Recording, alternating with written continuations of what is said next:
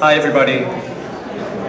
My name is Max Reynard. I am the senior writer and producer for an organization called The Telling Project. And what we do is that we are a national storytelling project. We interview veterans across the country, then we transcribe those interviews, and then we shape those interviews into performance scripts. And then what we do is that we ask those veterans to do this incredibly difficult thing, which is to get up in front of their communities and tell their stories directly to them. And the premise here is very simple. When we think of war, when we think of military service, we think of something that happens far away. We think of something that happens in history books, we think of something that happens on television, we think of something that happens in political debate. And the simple fact of the matter is, as all of you know who serve veterans, that these stories are happening in our communities. That these stories are happening sometimes in our homes, they're happening to kids in our kids' schools. And that it's really important that we treat these stories as things that are present and real and important to listen to. So the Telling Project has started in 2008. We've done, it was officially a nonprofit in 2009. I'm getting in the weeds over here, but we've done 54 productions across the country at this stage. Over 250 veterans have stood on stages and told their stories directly to the civilian communities that they make their homes in. And this is something that we're very excited by. It's something that we want to do across the country. And so we're very, very blessed to be able to do that here among people who are supportive of veterans and the stories that they have to tell. I want to thank a couple of people before I carry on. First of all, I want to thank the Clemente course for the Humanities and Leela Hilton for her work in bringing us here. Thank you very much. I want to thank the WDBA, I want to thank Peter Smith, and I want to thank Jason Elves. Let me tell you something about Jason Elves. How many of you here know Jason Elves? All right. So Jason Elves is one of the performers in our very first Telling Project production in Eugene, Oregon, where he was doing his, I think his BA in FA, I think is what it was that he was doing. But Jason is one of our proudest alumni. He just blossomed when he told his story. I will never forget a story about dancing with a girl in Australia. It was a little bitty moment after months at sea that made him so very happy. And it makes me so very happy still.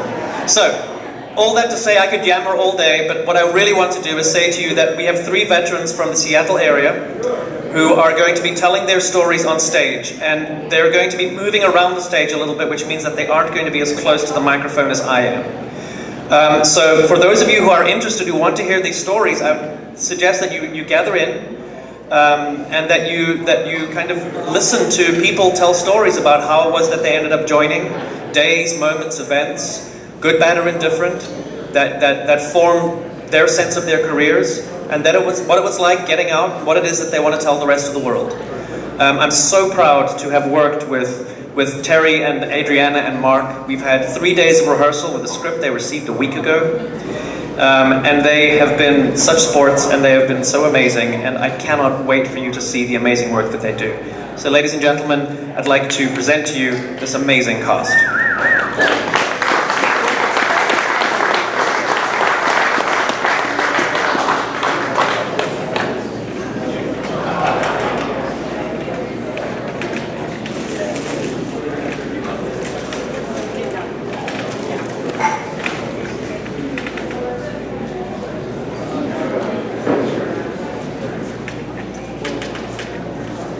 Are you ready?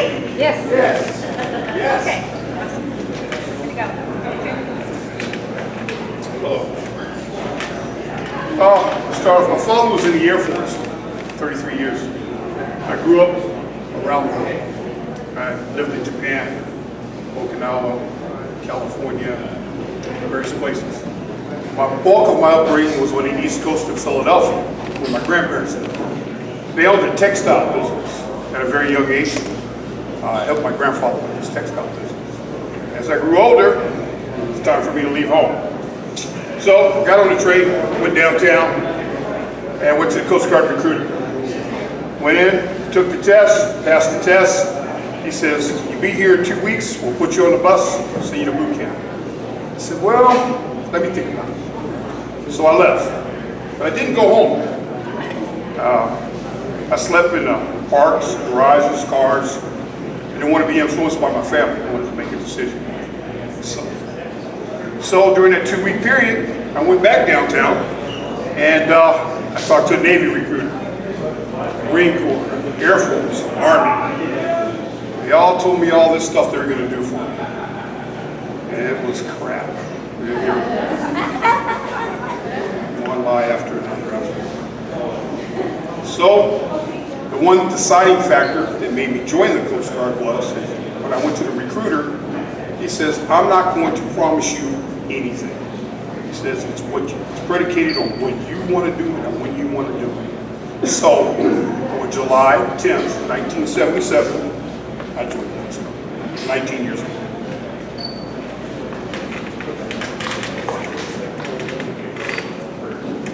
My parents were hippies in Northern California. Bye. They were dealers in the 60s and 70s, and for a while it was pretty glamorous. My mom was friends with people like Joni Mitchell and Arlo Guthrie and Ramblin' Jack Elliott, and it was pretty crazy. Growing up, nothing was off limits to me. I could do anything I wanted, but I think I rebelled against that by not doing anything, by not getting tattoos, by not drinking, by not doing any drugs or trying any. My upbringing was chaotic. My father had contracted HIV from an infected needle. In the last years of his life, he tried to turn it around. He tried to spend as much time with us as possible. He died 2 days after my 14th birthday. By then, the golden days of dealing were over, but my mom felt like she still had to deal in order to support us. When she was arrested, I was taken to a children's shelter, and I was dislocated from my high school, my friends. I went to live with my sister briefly until my mom got out on parole. I tried to control the chaos and the direction that my life was headed. There came a point that I didn't want to become the statistic that everybody thought I was going to be. Despite the many struggles, I graduated from high school. My best friend had already enlisted in the Navy as an Arabic linguist, and because of my upbringing, the military didn't really seem like an option for me. Although my brother was a Marine, that didn't appeal to me at all. But the Navy, well, it sounded like something maybe I could do. So I went to a recruiter, and in 2003, I joined the Navy at 19 years old. My dad was a Marine. When I was 14 or 15, he went to Iraq, and I hated it. I missed him. But I was also a little shit, so I only had to worry about one parent catching me doing bad stuff. My junior year, I decided I'm going to join the Marines just like my dad.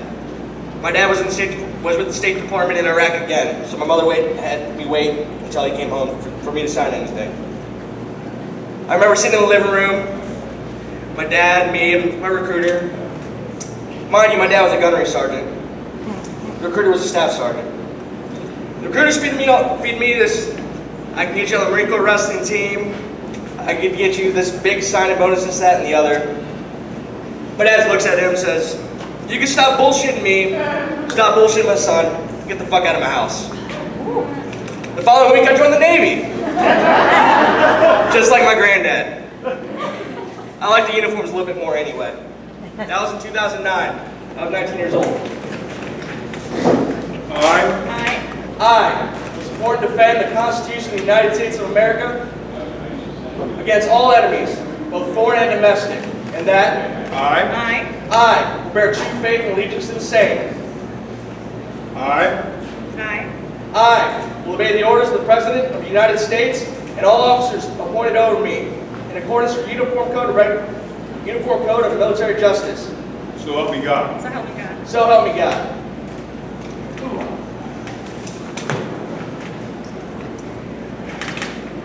When I left for boot camp, all my friends came to visit me one by one. They acted as if it was my funeral, and they told me things that they had been holding on to for years and burdening their soul. I mean, I guess a part of me was dying. I was going to have these experiences that was going to change me forever. When we got to Great Lakes, I was on this bus, and it was late, I was tired, and it was cold. And then this guy gets on this bus, and it's like this blur of rage. Get the hell off my bus! Move! This ain't no Pybus house! Let up! They yell at you like no one's ever yelled at you. And let face!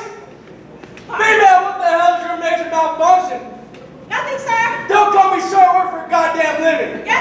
Well, ain't this a thing? I'll teach you the first and most important rule. Consequence of one, consequence of all. Jumping jacks, and move. 1, 2, 3, 1, 1, 2, 3, 2, 1, 2, 3. Rip cover. Right face. They put us in blue sweats. We called them Smurfs. We wore them for about a week straight. We smelled like Smurf ass. They made me take my contacts out, and it took them 3 days to give me glasses. I was blind as a bat. I could talk to you for an hour and not know who you were. And then they arrived, these ugly orange BCGs, birth control glasses. And I remember standing there like, wow, I'm here for about another 2 months. Right face. Forward march. Left, left, left, right, left, left, left, left, right, left. Company up. Right face. At ease. George, why don't you go back and tell them about the basic training? About swing. I thought I was supposed to do that now. No, Eric, talk about swing training.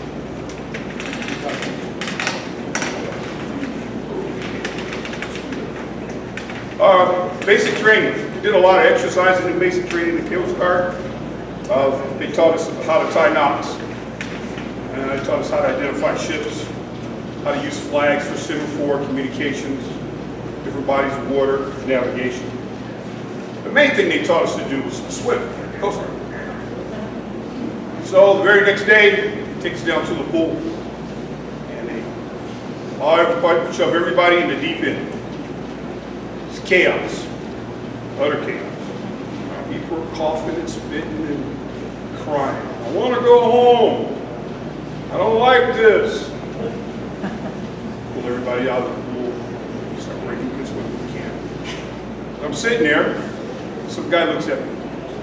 He says to me, a nigga that can swim. It kind of went over my head. Wow.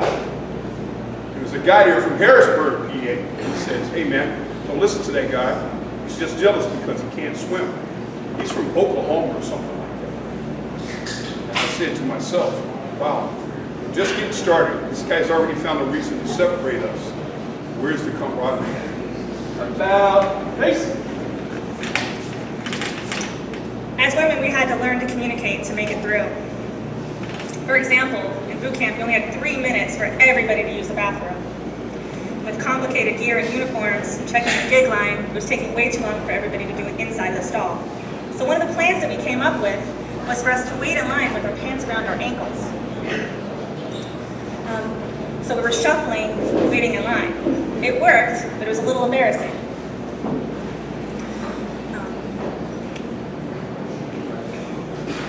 There's a lot of things you shed in basic training.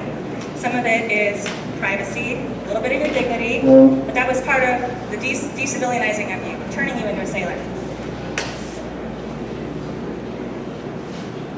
Face. Forward. March. Left, left, left, right, left, left, left, left, right, left. Company, pull. Right, face. At ease.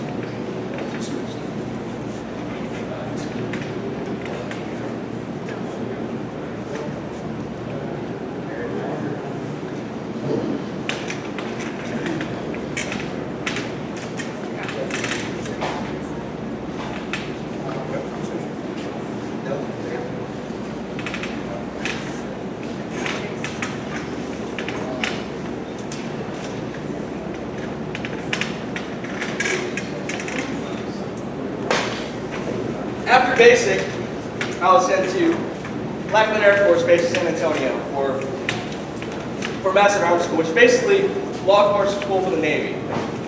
Then after that, I went home to Virginia to marry my high school sweetheart. Then went back to Blackman Air Force Base for military working dog handlers course. In military working dog handlers course, they teach you to do a few things. patrol, woods, buildings, just spot people. They also teach you detection, how to find narcotics and explosives. The military uses 3 types of dogs: Belgian Malinois, German Shepherds, and Labrador Retrievers. After I got done with that school, I got sent to Bahrain for 2 years. Now, I was 19 years old and I was headed to the Middle East. I thought, okay, I'm going to war. Not Bahrain. No. People there are actually pretty friendly. I remember I got assigned a dog named Poopa. Big 90-pound German Shepherd. He was the goofiest looking thing. He always had one ear flopped down. His claws were always pointed outward. Big block head. He was pretty freaking adorable. Now, work there was tough. 12-hour shift, hot sun, this, that, and the other. But we took our job seriously because we were the American base in the Middle East. We were the 5th Fleet. I was there during the Arab Spring a few years ago. I remember me and Boo, we just drive into our armed patrol unit to go search barges. Not even 50 yards from the street battle was taking place. People would come out with masks on their face, throwing Molotov cocktails at cops. Cops would be getting out, shooting their grenade launchers at these people. It got pretty wild at times. Unfortunately, I had to leave. I had to leave Poopa behind. See, dogs stand for command. They had work to do. It was tough saying goodbye to Poopa. He helped me through a lot of hard times.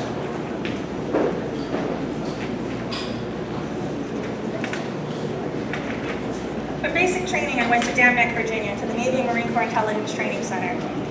Intelligence is very broad, but in a general sense, we went over the different types of communications that we utilize, the different types of intelligence, like human intelligence, imagery intelligence, signals intelligence, battle damage assessments, how to give briefings. And if you can't tell, I really hate public speaking, but here I am. At the end of the course, we ran scenarios to show how it all came together. I graduated pretty high in my class, so I got to pick where I wanted to go. I picked San Diego because it was close to home, and because I was a 4-year enlistment, it was automatic sea duty. So I was assigned to the USS Boxer, a ship that I'm endlessly proud of.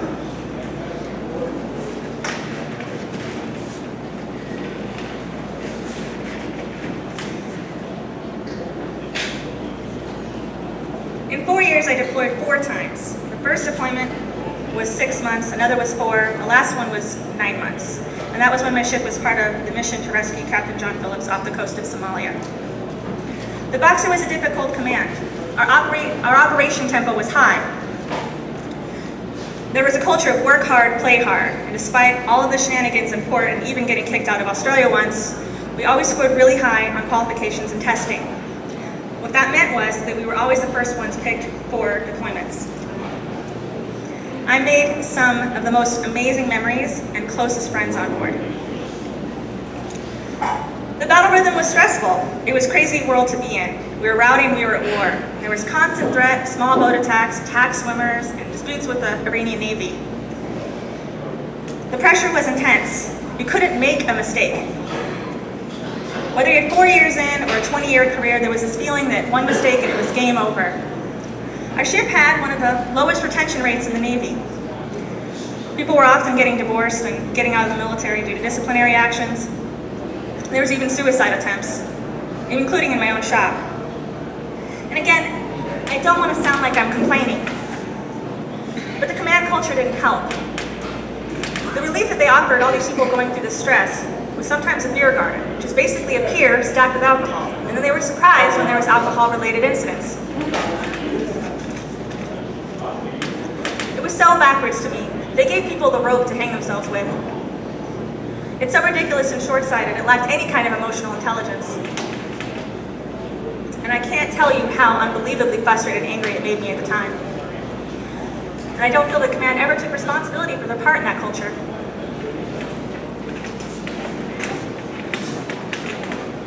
Boot camp was about 6 to 7 months. First duty station was Governor's Island, New York. I was assigned general duties at Governor's Island, New York, sweeping and clean up trash. After that, I was assigned to the galley. In the galley, we fed 500 to 600 people a day. had these huge cauldrons, these steam cauldrons that the cooks cooked in, and we're responsible for cleaning them out. One day, I was cleaning one out, and a sheet of gelatin went over the drain and clogged the drain up. I had my back to this guy, and he was letting this water out of this cauldron at about 180 degrees. And I was standing there, and then water inched up and hit my shoes. I got second-degree burns on the bottom of my feet, so I'm done for like 2 weeks. I'm out. So I recover, and they send me to the motor pool. I'm putting tires on, and I'm changing batteries. And my luck changed. The carpenter shop on base requested that I come.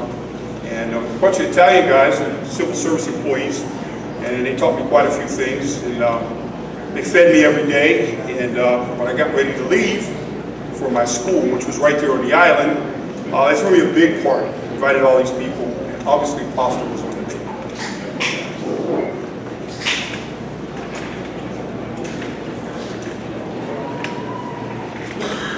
After I left Bahrain, I went to Norfolk, Virginia.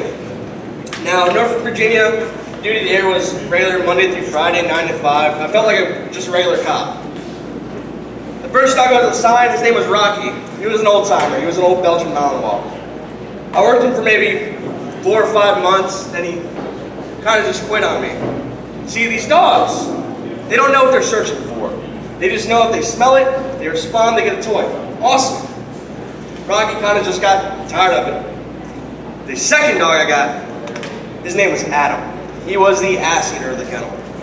I remember my kennel master asking me, "Hey, can you handle Adam?" And in my head I'm thinking, this is the dog that bites so hard, he broke his canines. They had to replace him with titanium teeth. He looked like a rapper with a grill. He was awesome. You know, I was terrified of this dog, but you know, obviously I would respond, yeah, sure, I can handle him. So I remember walking up to his kennel. He was tearing at it, barking at me. I thought he was going to kill me. But, you know, it was something I had to do. This is the dog I wanted. This is the dog I wanted to deploy with. So I just walked up, squared my shoulders, opened the gate, walked right in, put his leash on, walked right out. It was really a defining moment for me. Here's a story I like to tell about my time in Norfolk. Me and my partner, we were coming back from training. You know, it was late in the day, we were ready to go home. And this cab driver winches us down. So we pull over, cab driver comes up to the window, starts talking to my partner. He tells her that, you know, the sailor jumped out of the cab, didn't want to pay his fare, he ran across the street. So I told her, you know, talk to him, I'll see what's going on with the sailor. I walk over, I see the sailor sitting on the curb, arms in his lap, head down, his face bloodied up. So I thought the cab driver beat his ass. So I tried talking to him like a friend. I'm like, hey buddy, what's going on? Is everything all right? Not a word. And I try again, hey, what's going on? What's happening? You all right? 2 gentlemen walk over and say, hey, he jumped out in the middle of the street. We were going the speed limit. We hit him. I'm like, all right, calm down. I'll handle you later. I want to take care of this guy. And I remember glancing back at my partner talking to the cab driver. I turn around. Kid got up off the curb, he's walking across the street. I'm like, hey man, come back. You're all bloody, let's come back here, let's talk this out. He stops in the middle of the road. Points at the cab, looks at me, yells, there's a bomb in the cab! So at this point, there's a crowd gathering, I start pushing them back, like, hey, get back, get back! I wanted to make a clear distance. If this kid wasn't, you know, if this kid wasn't mine, we could have lost a lot of lives. So he's still out in Middle Street, I try calling him back. He takes his watch off, pitches it at me, and yells, that's the detonator. So obviously I'm not going to touch the thing, I jump back. You know, I keep pushing people back, I tell my partner, hey, go grab him. Without hesitation, she runs over and tries to handle the situation. Meantime, I'm pushing these people back, and then I look back, they're not there anymore. I hear, stop, Mark! I run over. They're behind a cab, they're behind a van, they're tussling. He's trying to get away from her. I snatch him up. I throw him against the cab like, hey, you need to calm the hell down. He nods in agreement. I put handcuffs on him and start walking away. He's covered in blood, he's trying to turn on me. I'm not trying to get blood on me, obviously. I stop and I tell him, I whisper in his ear basically, if if you turn around one more time, you're going to the deck. Do you understand? He nods in agreement. We barely take a step. He turns on me. I drop his ass to the deck. Just like that. Put a knee in the back of his neck. We sit there and wait. Wait for EOD to arrive. EOD arrives. Brings their nice robot out. There's nothing in the cap. Turns out, this young sailor, not even 21 years old, got a Dear John letter from his wife. He just went a little crazy. That's one of my more exciting stories in the Navy.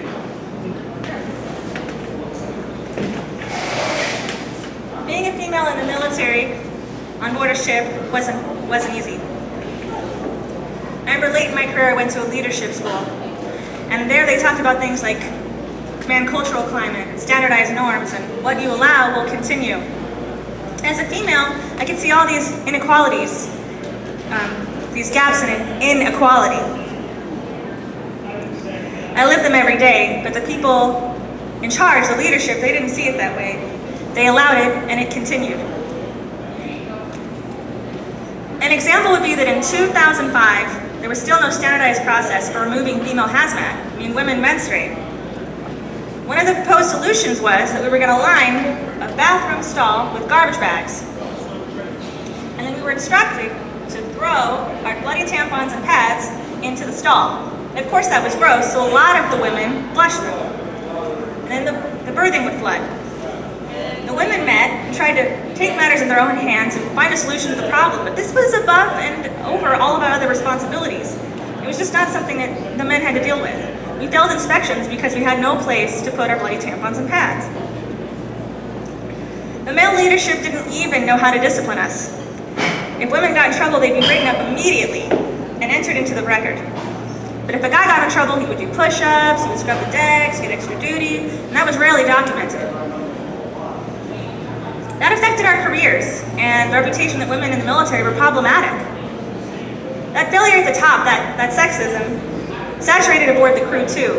Another example would be if you were in charge of a space on board a ship, the easiest way to make it look nice is to paint it. But if you called over there, it would never have any paint. Unless you sent your youngest, lowest ranking, or prettiest female, then she'd go down there and she'd have to answer all these questions like, are you single? Are you married? What are you doing in port? And magically they would have paint for her. So as she's traversing the ship with a 10-gallon bucket of paint, I've done this myself plenty of times, to put it on your foot and you're dragging it across the hangar deck and you look like a broken zombie. So you imagine that you're struggling really hard and you're climbing up these steep ladder wells and a male sailor might walk past you and say, equal opportunity. It was endless. The guys on my team would tell me I couldn't pass a test or earn this qualification or the other because I was a female. I knew that was ridiculous, but they had zero confidence in me. When I returned from training at the Fleet Intelligence Training Center with honors through the entire course pipeline, which was the first sailor in the fleet to do that, they said it was because I blew one of the instructors. If I failed, it was because of my vagina. If I succeeded, it was because of my vagina. Nothing I did was my own merit as a person. And that is just the everyday, insidious stuff. That's not even talking about the overt sexual violence.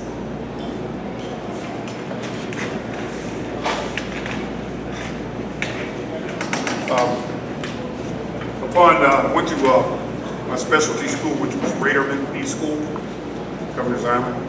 Once I completed that school, 6 months later, graduating, I was sent to Attu Island.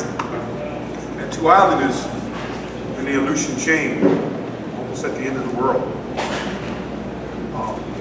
to meet my ship. The ship I was going there to meet was a 378-foot Coast Guard high endurance cutter called the Balboa, number 719. I flew out there on a C-130. Met the ship. The very next day, the ship got underway and transited back to Kodiak, Alaska, where they have a repair facility. And we stayed there for about a month and a half repairing the ship. There was a particular day where some guys came along and said, hey man, let's go crabbing. And we went crabbing, we caught all these crab. We got in a truck, we went to the top of this mountain, we got beer at the top of the mountain, we cooked the crab, and we were standing there looking down. into this bay. You can see the ship, you can see the dock, the mountains, the bay, the inlet. It's absolutely incredible. I thought to myself, I'm from the streets of Philadelphia, and God is good. He's great. After that, on another occasion with the ship, 378, we were on mid-patrol break. We were in Juneau, Alaska, the capital of Alaska. And we received a SAR, search and rescue call, for a passenger vessel that was 240 miles in the Gulf of Alaska. It was burning and sinking with 520 people on it. So we recalled the crew, got everybody we could on board. We had two ways out of there. One was called Gastineau Channel, the other one was called Icy Straits. Icy Straits was quicker. Icy Straits is very narrow, very hard to navigate. You had to be on your A game to go through this channel in this boat. And we successfully made it to the ocean. It took us 16 hours to get from Juneau to where the ship was, 240 miles off the coast. When we got there, we were the first people on scene. We proceeded to get the 520 people off of the ship, and we did. We successfully pulled 520 people off of the passenger ship with no loss of life. At the time, it's still today, it's the greatest at sea life of human life at sea in the history of the United States, United States period. All people on board that participated in this received a certificate of merit from the House of Representatives in Washington, D.C. Upon that, when we got back to Seattle, anybody that was involved obviously was put into their service record. It's time for my re-enlistment. My executive officer called me to his cabin, and he says, okay, where do you want to go? What do you want to do? And I said, well, I have a fiance in Seattle, and I'd like to stay. And he says, well, why don't you go down to the end of the pier? Well, at the end of the pier was a service called the Vessel Traffic Service. The Vessel Traffic Service is just like air traffic control, but you do it with ships.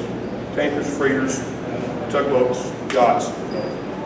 So for 4.5 years, that's what I did. Shift work, vessel traffic control. Became a supervisor, qualified sector operator. Segueing from there, I had been stationed in Valdez before, and I was back in Seattle, and the Exxon Valdez disaster happened. I was married at the time, and they were trying to send me orders, and my wife was like, no, you're not going. And I said, I gotta go. She was like, I convinced her to let me go. So I went to Valdez. The purpose for me being in Valdez was that they needed more qualified sector operators and supervisors there, just for the media